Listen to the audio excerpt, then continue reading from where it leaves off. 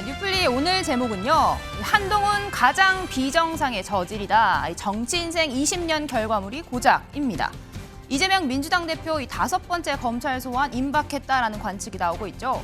식당 대 편의점, 수사기관 대 피의자, 누가 누굴 더 쉽게 부르고 더 쉽게 생각하는지 갑론을박이 이어지고 있습니다. 범죄 수사를 받는 피의자가 마치 식당 예약하듯이 자기를 언제 구속해달라고 요구하는 건 누가 봐도 비정상적인 일이죠. 자연인 이재명이 아니고 저 국민이 뽑아준 사람이고 또 국민을 대표하는 사람이란 걸 항상 염두에 두고 대응을 했어야죠. 그걸 갖다가 뭐 식당이 어떻고 저도 식당에 본 사람인데 그런 식으로 말씀하시면 안 되죠. 벌써 4차 소환을 했는데 한마디로 편의점에 가서 물건 사듯이 이재명 대표를 불러서 또 수사하면 되는 겁니까? 네, 이런 상황에 친명계 중진 의원 정성호 의원도요. 한동훈 장관에 대한 비판 수위를 높였습니다. 오늘 아침 한 방송에서 최근 한 장관의 이 발언들 자신의 정치 인생을 통틀어 가장 비정상이라고 평가했습니다. 국가 폭력이라고 했나요? 본인 수사 과정에서 몇 분이나 돌아가셨는지 한 번만 생각해 본다면 폭력이라는 단어를 가지고 뜬금없이 저런 말 만들어낼 것 같지는 않습니다. 다 들어갔다가 다 퇴장하는 거예요. 지금까지 4번 했던 방탄보다 더 저질 방탄입니다. 제가 그 정치한 지 오래한 20몇 년 됐지만 가장 비정상 저질이 한동훈 법무부 장관인 것 같아요. 가장 어떤 대한민국의 어떤 법무부 장관이 구체적인 피고인에 대해서 이런 식의 발언한 사람이 있었습니까? 이거야말로 장관이 일선 수사기관에다 반드시 구속해야 된다. 이런 암시하는 거 아니겠습니까?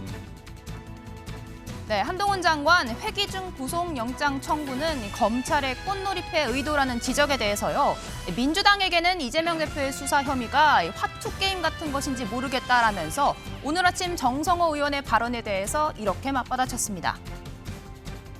정성호 의원님 같은 경우에는 영장 청구 사유가 되지 않는다고 말씀하시면서 가장 저질 장관이다 이렇게 말씀하신 것도 있어요. 정치 인생 20년의 결과물이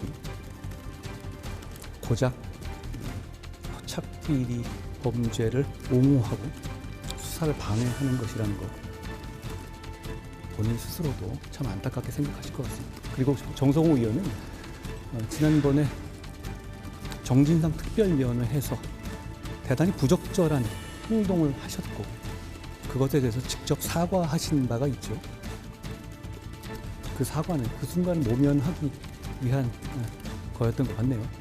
네, 어제 쌍방울 사건 수사팀 이재명 대표 이 제3자 뇌물 혐의로 입건을 했습니다. 김성태 전 회장 어제 오후 법정에 나와서요. 이 대표가 이 대납 사실을 알고 있었다라는 취지의 진술을 반복했습니다. 어제 새롭게 나온 진술도 있었는데요. 민주당 경선 당시 이재명 후보 캠프에 1억 5천만 원을 쪼개기 후원했다라는 겁니다. 김 전 회장 이 대표 과거 발언을 인용해서 후원을 한 사람을 노상강도라고 표현하냐, 이 대표가 자신을 이상한 사람으로 만들고 있다 작심 비판했습니다. 황당한 얘기죠. 김성태가 대표님한테 방북비 대납 보고했다고 진술했는데 어떻게 보셨어요? 대표님 근데 폐기 중에 체포동의안 날라올 거라는 얘기가 많은데 그럴 경우에는 뭐 어떻게 하실 계획이신지. 이게 대체 말이 되는 소리라고 생각이 되시나요? 뭐 어떤 부분이 1억 5천만 원입니다. 1억 5천만 원 후원해서 고맙다고 하셨다는데 그런 사실 없으십니까? 수고하셨습니다. 네, 이렇게 김성태 전 회장의 법정 발언에 대한 보도가 쏟아지자 민주당에서는 법무부 장관도 깡패라고 한 사람 이야기를 왜 들어야 하냐 반발이 이어졌습니다. 장관도 얘기했듯이 깡패 얘기에 민주당이 왜 그렇게 집착하냐라고 얘기를 하지 않습니까? 제가 되묻고 싶은 것이 한동훈 검찰은 왜 그렇게 깡패와 사기범의 얘기에 대해서 그렇게 존중하고 입장을 가지고 공격하는지 이해할 수가 없어요. 우선 김영진 의원님이 장관님께 김성태 씨를 깡패 말이 있냐고 했던 거랑 쇼핑하듯 대표를 부른다 이 얘기를 김영진 의원님. 민주당 의원이신가요? 제가 많으셔가지고 몰랐습니다. 근데 그 많은 의원들께서 마치 하기 싫은 숙제하듯이 순번 짜고 돌아가면서 이렇게 비슷한 말 하시는 것 같은데요. 상식적으로 정치인이랑 깡패랑 엮인 중대 범죄 혐의 수사하면 깡패도 잘 조사해야죠. 그 정도 말씀드리겠습니다. 네, 이재명 대표에 대한 친명계 인사들의 비호가 이어지는 가운데 이 비명계 의원들의 순환사가 이어지고 있습니다. 이어져 성남을 지역구로 둔 이 윤영찬 의원, 지역 내에 있는 아파트 간담 회장을 찾았다가 봉변을 당했는데요. 너의 여기 민주당이고. 아 됐어. 어디 함부로 이 동네. 너 배신했잖아. 여기 이재명 진짜야. 이재명 자꾸 이재명 사준 거야. 어디 감히 여기 와. 개인들 얘기하지 마세요. 어디 가져와. 네, 장해찬 최고위원님, 이 김영진 의원 7인의 일원인데요. 오늘 한 방송에서 한동훈 장관 검사를 향해서 이재명 대표 소환 편의점 물건 고르듯이 한다 이렇게 발언을 했습니다. 어떻게 들으셨나요? 김영진 의원이 민주당 의원이었던가요? 이름이 잘 헷갈려서라고 한동훈 장관이 말한 걸 제가 네. 한번 따라해봤습니다. 열심히 의정활동하셔야 될 것 같고요. 편의점 물건이 전가 사범이진 않죠. 편의점 물건은 죄가 없습니다. 온갖 비리 혐의로 얼룩져 있지도 않습니다. 혐의가 있으니까 검찰이 부르는 것이고요. 제1야당 대표의 방탄 특권이 아니었다면 4번이 아니라 40번 정도는 소환 조사를 하고도 남았을 겁니다. 이 정도에 그치는 것도 네. 특권임을 알아야 될 것 같고 제가 봤을 때 지금 자꾸 영장 발부나 영장 신청 시기 그리고 소환 조사 네. 이런 걸 가지고 왈가왈부하는 것 자체가 수사받는 피의자로서는 대단히 부적절한 처신인 것 같고요. 그 지위가 야당 대표든 국회의원이든 누가 되었건 간에 일반 국민이 죄를 저지르고 혐의가 있을 때 검찰 수사와 재판 과정에서 받을 수 있는 보장받는 방어권 외에 추가적인 뭔가를 더 요청하는 것 자체가 부적절한 국회의원들의 갑질 의식이 아닌가 싶습니다. 네, 설 전 부위원장님, 어제 재판 얘기 조금 해보도록 하겠습니다. 이 쌍방울 재판에서 김성태 전 회장이 나와서 한 발언들이 있었는데요. 새로운 증언도 나왔습니다. 여기에 대해서 민주당 당 차원의 입장이 좀 있을까요? 네, 근데 어저께 나왔던 어떤 증언들이 네. 기존에 언론에서 나왔던 내용, 그리고 이제까지 재판을 통해서 공개되었던 내용, 그리고 김성태 쌍방울 회장이 주장했던 내용들이 전부 다 들어 있어서 특별할 건 없었다라고 판단을 하고요. 민주당 지금 당 차원에서 이재명 대표의 쌍방울 수사를 대응하고 있지 않기 때문에 어떤 이런 부분에 대해서 논평을 낸다거나 공식적인 대응을 하고 있지는 않습니다만은. 김성태 회장의 진술 자체가 어찌 보면 지금 이재명 대표에게 얘기를 했다라는 부분, 통화를 했다. 그리고 이재명 대표와 본인이 이러한 대북 송금 사건과 관련해가지고 당시에 연락을 주고받았다라는 내용이거든요. 그렇지만은 지금 이재명 대표 측에서는 어떤 조사 자체도 안 받았어요. 그리고 본인은 부동의하고 있으니까 동의를 하지 않고 있습니다. 그런 사실에 대해서. 그렇기 때문에 이 부분은 수사를 지켜봐야 될 문제이고.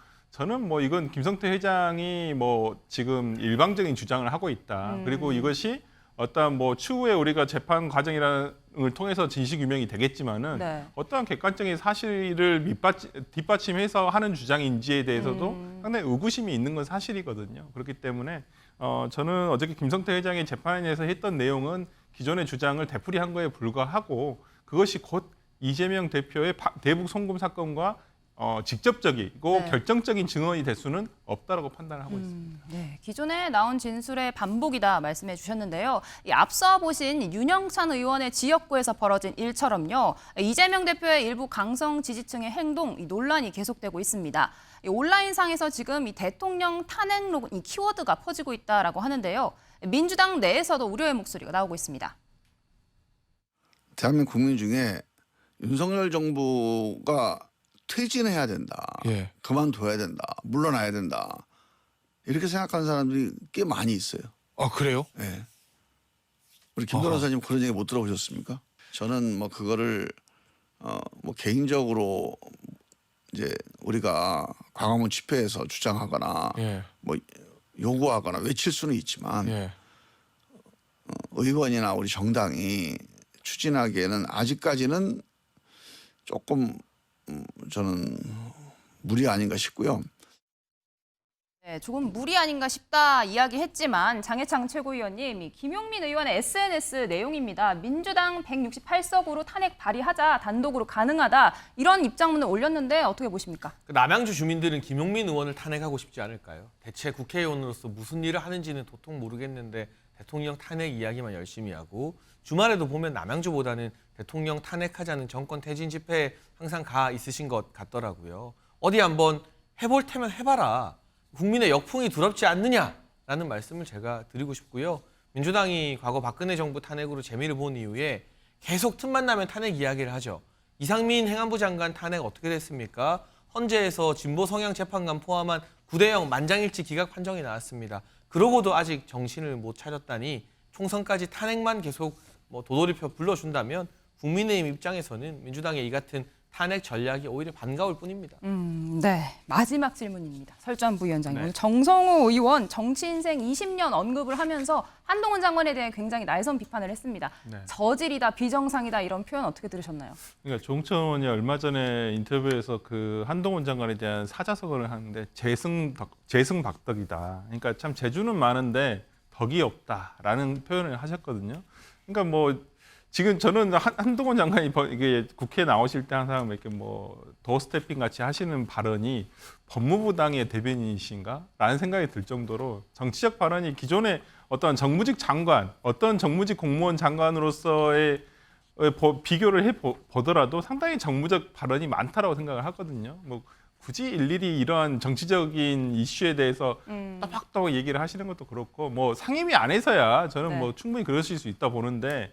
어떤 정치적인 공무원이 어떤 정치적인 중립성을 지켜야 함에도 불구하고 지금 계속 어떤 정치적 발언을 하신다는 것이 저는 뭐 그렇게 국민들이 보시기에 저걸 지지하신 분들은 좋아하실 수도 있습니다. 하지만 중도층에 계신 분들은 그렇게 평가를 하지 않을 거라고 저는 생각합니다. 네, 오늘 뉴플리는 여기까지입니다. 다음 앵커의 픽 함께 보시죠.